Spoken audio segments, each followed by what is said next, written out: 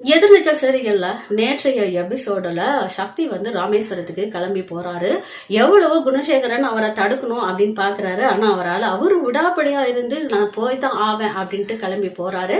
இதனால குணசேகரன் உச்சக்கட்ட கோவத்துல இருக்காரு. அவர் என்ன சொல்றாருன்னா, நான் அவனை என்னோட தம்பி மாதிரியா பார்த்தேன், மக மாதிரி மாரலையும் தோர்லையும் தூக்கி போட்டுட்டு வளர்ந்தான். இவெல்லாம் எப்படி வாழ்க்கையில முன்னேற போறான் இவனை பட்டு நினைச்சு நான் கவலை எல்லாம் பட்டுட்டு பட்டேன். ஆனா இன்னைக்கு எங்க போறேன்னு கூட அவன் சொல்லாம போறான்.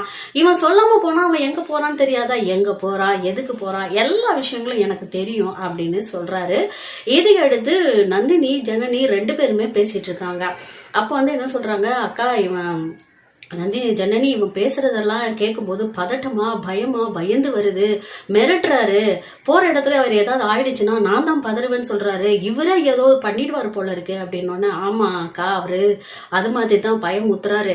ஏதோ ஒரு ரகசியம் ராமேஸ்வரத்துல இருக்கு, அது வெளியில வந்துடக்கூடாதுன்றதுல இவர் உறுதியா இருக்காருக்கா. அதனாலதான்க்கா இவரு இப்படி பண்ணிக்கிட்டு இருக்காரு. ஆனா அந்த ரகசியம் என்னன்னு நம்ம கண்டுபிடிச்சு இவரோட முகத்தோடைய நம்ம கிழிக்கணும்க்கா அப்படின்னு ஜனனி சொல்றாங்க.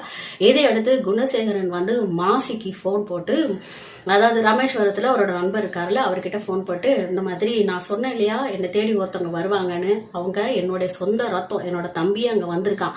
ஆனா நான் சொன்னபடி இந்த ரகசியம் வேற யாருக்குமே தெரியக்கூடாது, உனக்கும் எனக்கும் மட்டும்தான் தெரியணும். மாசி யாரு தேடி வந்தாலும் அவங்கள பலி கொடுத்துரு அப்படின்ற மாதிரி சொல்றாரு. இதை அடுத்து இன்னைக்கு ஒரு பெருசா ஒரு ட்விஸ்ட் ஒண்ணு வந்திருக்கு. அதாவது வீட்டுக்குள்ள ஒரு பெரிய கார்ல ஒருத்தர் இறங்குறாரு. அதாவது பாஸ் காருக்குள்ளே இருக்காரு.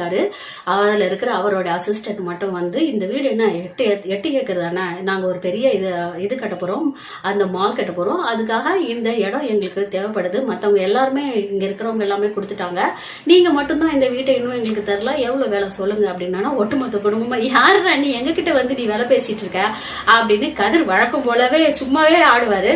சலங்கை கட்டி விட்ட மாதிரி எகுறாரு.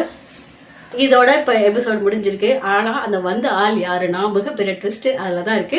நாளைக்கு அடுத்தடுத்து என்ன நடக்க போகுதுன்னு பார்க்கலாம்.